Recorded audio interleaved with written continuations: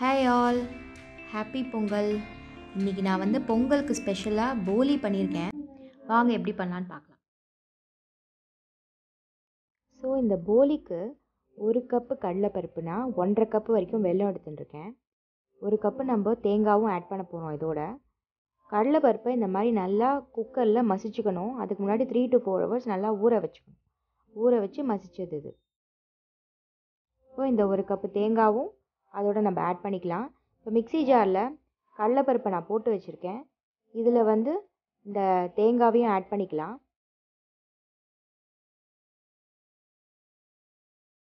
ஒன்றரை கப்பு வெல்லம் வந்தது இல்லையா, அதையும் ஆட் பண்ணி மொத்தமாக நம்ம இப்போ அரைச்சிட்டு வந்துடலாம்.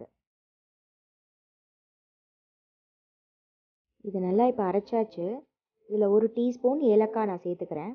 இப்போது பேனில் 1 டேபிள் ஸ்பூன் நெய் சேர்த்துருக்கேன். நல்லா மெல்ட் ஆகட்டும். இப்போது இதில் அந்த மிக்சரை நம்ம இப்போ சேர்த்துடலாம்.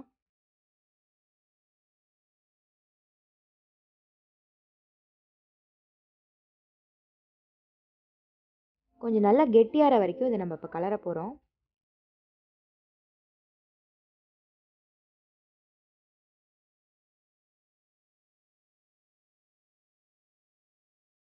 இப்போ நல்லா இது பேனில் ஒட்டாமல் வரும்.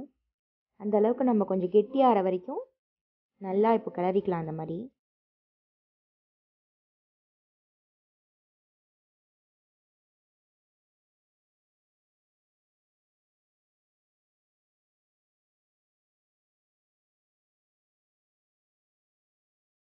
இப்போ நல்லா டிஃப்ரென்ஸ் தெரியுது பாருங்கள். நல்லா கெட்டியாக இருக்குது. ஸோ இந்த அளவு கெட்டியாக இருக்கணும். நம்ம இப்போ ஆற வச்சோன்னா இன்னுமே கெட்டி ஆகிக்கும் அது.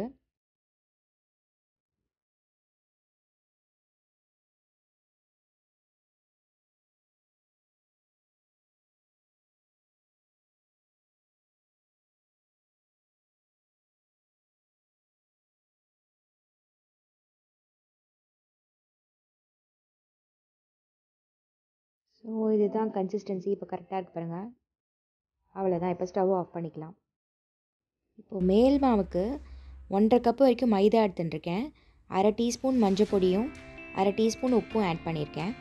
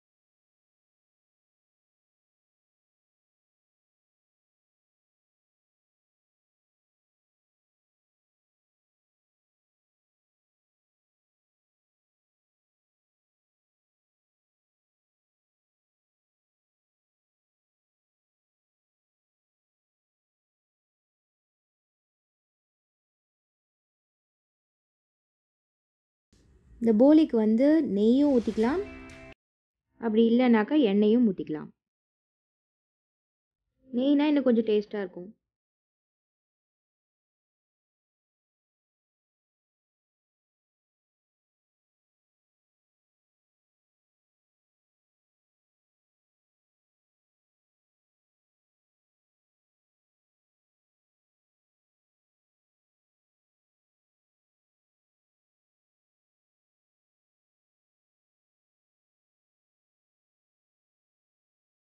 ஸோ இதை நம்ம இப்போ திருப்பி போடலாம்.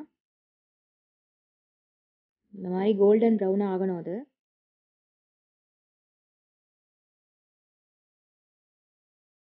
வாசனையே இங்கே கம கமன்னு வந்துட்டுருக்கு.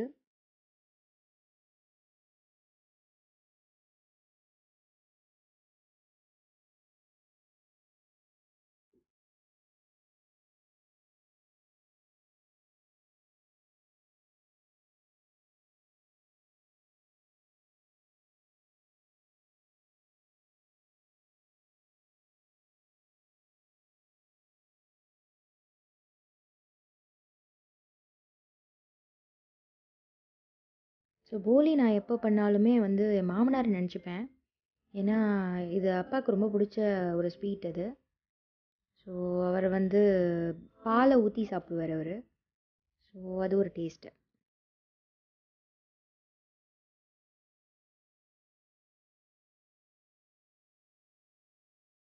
ஸோ போலி இப்போ ரெடி ஆகிடுது. ரொம்ப ஈஸியான ஒரு ஐட்டம் தான் அது. ஸோ நீங்களும் பண்ணி பார்த்துட்டு எப்படி இருந்ததுன்னு உங்கள் வியூஸை சொல்லுங்கள். Two subscribe. தேங்க்யூ.